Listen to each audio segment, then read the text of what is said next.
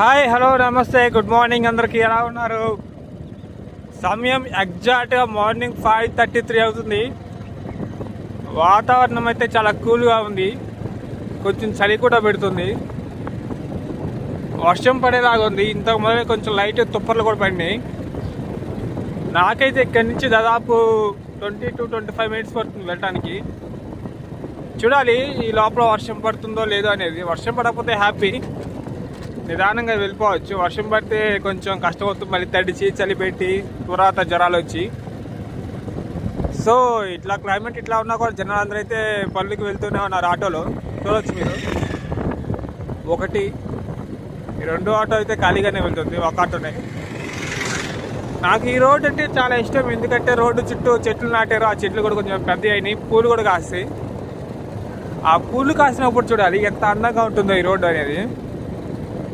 కాకపోతే కొన్ని చెట్లు బాగానే పెరుగుతాయి, అవి మళ్ళీ కరెంటు వైర్లు గడ్డ వస్తాయని చెప్పి కొట్టేస్తారు. కొట్టేసే వాళ్ళు కొమ్మలు కొట్టారు, బద్దకం కింద చెట్టునే కొట్టేస్తున్నారు.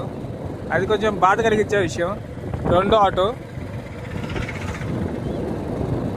ఇంకా మొన్న అయితే ఏదో కేబుల్ అని చెప్పి ఇక్కడ మొత్తం తవ్వారు జనాలు, మాన్యువల్గా తవ్వారు. అది దాని గురించి అయితే ప్రత్యేకంగా చెప్పుకోవాలి. జనాలందరూ అయితే పనులకు వెళ్ళటం సిద్ధం అయిపోయింది. ఇక్కడ చూసారా ఎన్ని తాడి చెట్లు ఉన్నాయో.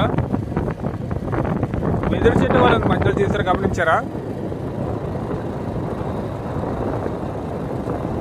చూసారా మొత్తం మట్టి కుప్పలు ఉండేట్టు కనబడుతున్నాయి మీకు. అవును అక్కడ కొత్తగా రైస్ మిల్ కూడా ఒకటి కట్టారు మాకు, బాయిల్డ్ రైస్ మిల్లు.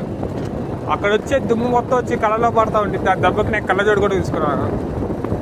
ఒక్కసారి అది కళ్ళలో పడితే పోదనమాట, చాలా టార్చర్ చూపిస్తుంది. వీడెవడో వెనకాల లైట్ వేసుకుని వస్తున్నాడు. ఏదో తెల్లారి నాకు లైట్ వేసుకొస్తాడు చూసారా ఫ్రెండ్స్. అవి కూడా చిన్న లైట్లు కాదు, పెద్ద పెద్దవి. రోడ్డు కూడా కనపడదు చూసేవాడికి. దీని మీద గవర్నమెంట్ యాక్షన్ తీసుకున్న లైట్స్ బ్యాన్ చేయాలి. హైవేకి ఆటోనే వస్తుంది అక్కడ, అటు నుంచే కాదు ఇటు నుంచి కూడా ఆటో వెళ్తుంది. ఆటో ఇది పరికెళ్ళేవాళ్ళు కాదు, ఎక్కడో ఊరి నుంచి వచ్చేవాళ్ళు. ఇంత పొద్దున్నే ఎట్లా వస్తున్నారు రా బాబు, ఎప్పుడు లేచి ఎప్పుడు వస్తున్నారు వీళ్ళందరూ. వాళ్ళ విషయం కాదు ఇది. చూసారా రైస్ మిల్, ఇదే బాయిల్ రైస్ మిల్ కొత్త కట్టారు ఇది. దీని పక్కన కోల్డ్ స్టోరేజ్, ఇది కట్టి ఒక 3-4 ఇయర్స్ అవుతున్నట్టు ఉంది.